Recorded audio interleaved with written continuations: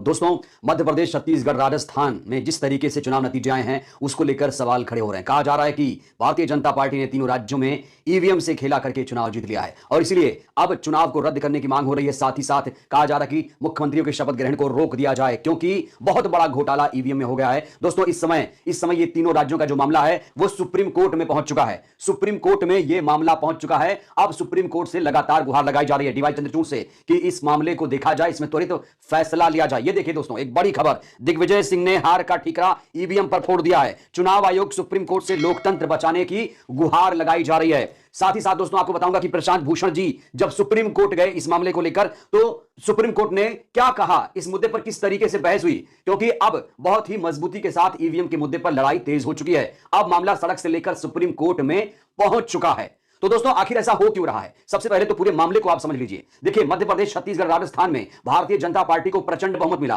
और इसी को लेकर सवाल खड़े हो रहे हैं। साथ ही साथ कई सारे सबूत भी दिए गए हैं। दिग्विजय सिंह ने कई सारे सबूत भी सौंपे हैं। न सिर्फ चुनाव आयोग पर मिली भगत का आरोप लगाया जा रहा है, बल्कि कहा जा रहा है कि चुनाव आयोग ने ही कहीं ना कहीं कुछ सेटिंग कर दी है। यह गंभीर आरोप अब चुनाव आयोग पर लग रहा है। साथ ही साथ सत्ताधारी पार्टी के होश उड़ चुके हैं क्योंकि सत्ताधारी पार्टी के लोग शपथ ग्रहण की तैयारी कर रहे हैं। लगातार मीटिंग हो रही है, लेकिन ईवीएम का मुद्दा जिस तरीके से उठाया गया है उसने कहीं ना कहीं बीजेपी की जो नींद है वो हराम कर दी है।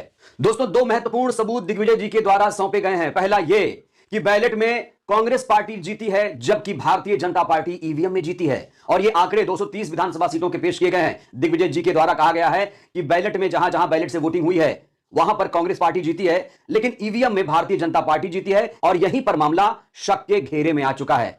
इसीलिए सत्ताधारी पार्टी बैलेट से भाग रही है, वो अभी भी ईवीएम से चिपकी हुई है कहा जा रहा है। दोस्तों, एक और बात सबूत दिग्विजय जी के द्वारा दिया गया है वो ये, दोस्तों उन्होंने याद करिए एक पोस्ट किया था जिसमें यह दावा किया गया था कि 1 दिसंबर को ही बीजेपी ने यह डिक्लेयर कर दिया था कि उसे कितनी सीटें मिलेंगी मध्य प्रदेश में। साथ ही साथ फेसबुक पर एक पोस्ट भी तेजी से वायरल हुआ था जिसको लेकर ट्वीट किया था दिग्विजय जी ने और कहा था कि ये जो फेसबुक पोस्ट है वो 1 दिसंबर का है जहां पर बीजेपी को 93,000 वोट मिलने की संभावना जताई जा रही थी और कांग्रेस पार्टी को 73,000 वोट मिलने की बात कही गई थी 1 दिसंबर को। नतीजे आए थे 3 दिसंबर को 4 राज्यों के नतीजे आए थे और 4 दिसंबर को आए थे मिजोरम के नतीजे। लेकिन दोस्तों 3 राज्यों के नतीजे अब शक के घेरे में है क्योंकि एग्जिट पोल में भी भारतीय जनता पार्टी हार रही थी, लेकिन अब ईवीएम से खेला करके उस पर आरोप लग रहा है कि वो यहां पर जीत गई है। ये मोदी मैजिक नहीं था, ये ईवीएम का मैजिक था। तो दोस्तों ये जो पोस्ट था, कहा जा रहा है कि 1 दिसंबर को किया गया था और इसमें दावा किया गया था कि भारतीय जनता पार्टी जीतेगी, इतने वोट से जीतेगी। और आपको जानकर हैरानी होगी जब नतीजे 3 दिसंबर को आए तो ऐसा ही हुआ, यहां पर भारतीय जनता पार्टी का उम्मीदवार ही जीता था।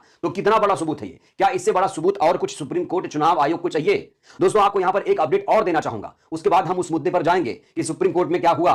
दोस्तों इस समय की बड़ी खबर यह भी है कि 25,000 शिकायतें निर्वाचन आयोग के पोर्टल पर पहुंच चुकी हैं। कई सारी शिकायतें, हजारों शिकायतें इस समय लंबित पड़ी हुई हैं, लेकिन चुनाव आयोग ने उन शिकायतों पर कोई ध्यान नहीं दिया। मैं बार बार कह रहा हूं कि चुनाव आयोग अभी गहरी नींद में है, उसे क्यों जगाया जा रहा है? उसे सोने दिया जाए। दोस्तों चुनाव आयोग ईवीएम को लेकर चुप है। चुनाव आयोग चाहता है कि देश में ईवीएम ही रहे क्योंकि ईवीएम से उसका जो काम है आसान हो जाता है। ईवीएम से चुनाव आयोग का जो काम है वो काफी सहज हो जाता है, सरल हो जाता है, उसे कम काम करना पड़ता है, उसे आराम की खाने की आदत पड़ गई है। इसीलिए वो चाहता है कि चुनाव ईवीएम से ही हो, उसके कर्मचारी अधिकारी ज्यादा मेहनत ना करें, इसीलिए वो बैलेट के खिलाफ है, ईवीएम के समर्थन में खड़ा हुआ है। जब भी मामला सुप्रीम कोर्ट में पहुंचता है तो चुनाव आयोग अपने हजारों पेज की रिपोर्ट तैयार करता है और जाकर वहां पर ईवीएम के खिलाफ डिफेंड करता है। ऐसा ही हुआ है सुप्रीम कोर्ट में। याद करिए जब एडीआर की याचिका लगाई गई थी तो सुप्रीम कोर्ट में किस तरीके से चुनाव आयोग के द्वारा दलीलें दी गई थी। चुनाव आयोग ने कहा था कि ईवीएम से चुनाव निष्पक्ष तरीके से हो रहा है, स्वतंत्र तरीके से हो रहा है, जल्दी से नतीजे आते हैं, तमाम तरह के दावे किए गए थे, डिफेंड किया गया था। दोस्तों एडीआर की याचिका पर सुनवाई अभी तक नहीं हुई है। इस बीच प्रशांत भूषण फिर से सुप्रीम कोर्ट पहुंचे तो क्या हुआ वो जान लीजिए। यहां पर जैसे ही प्रशांत भूषण सुप्रीम कोर्ट पहुंचे तो उन्हें कहा गया कि प्रशांत जी ये बताइए ये जो मुद्दा है कितनी बार उठाया जाएगा।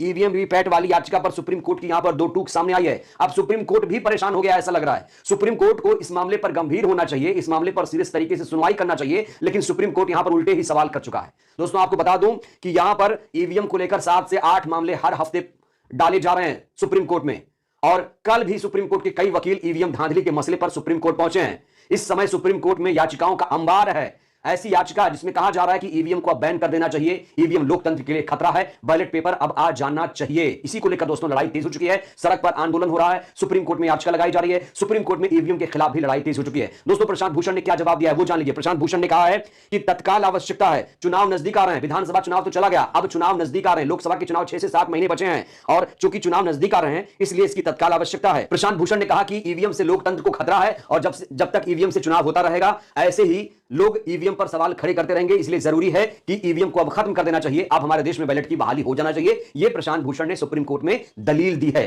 और दोस्तों, मुझे लगता है कि यह बहुत बड़ी दलील है। ये सिर्फ प्रशांत भूषण की आवाज नहीं है, देश के करोड़ों लोगों की एक ही आवाज है कि भाई ईवीएम को क्यों ढोया जा रहा है। ईवीएम तो कई देशों में बैन हो चुकी है, जापान से लेकर अमेरिका तक ईवीएम बैन हो चुकी है। तो भारत जब विकसित देश बनने की कगार पर पहुंच रहा है, जैसा कि दावा किया जा रहा है प्रधान सेवक के द्वारा, तो यहां पर ईवीएम से चुनाव क्यों हो रहा है? दोस्तों, ईवीएम चिप वाली मशीन है और कोई भी चिप वाली मशीन को हैक किया जा सकता है। यहीं से बैठे बैठे चंद्रयान की निगरानी हो सकती है, उसे कंट्रोल किया जा सकता है। तो कुछ दूरी पर बैठकर क्या ईवीएम को कंट्रोल नहीं किया जा सकता? यह बहुत बड़ा सवाल है दोस्तों, क्योंकि है तो एक मशीन ही, और कोई भी मशीन में इस तरह की चीजें हो सकती हैं। यही बात लगातार विपक्ष के लोग कह रहे हैं।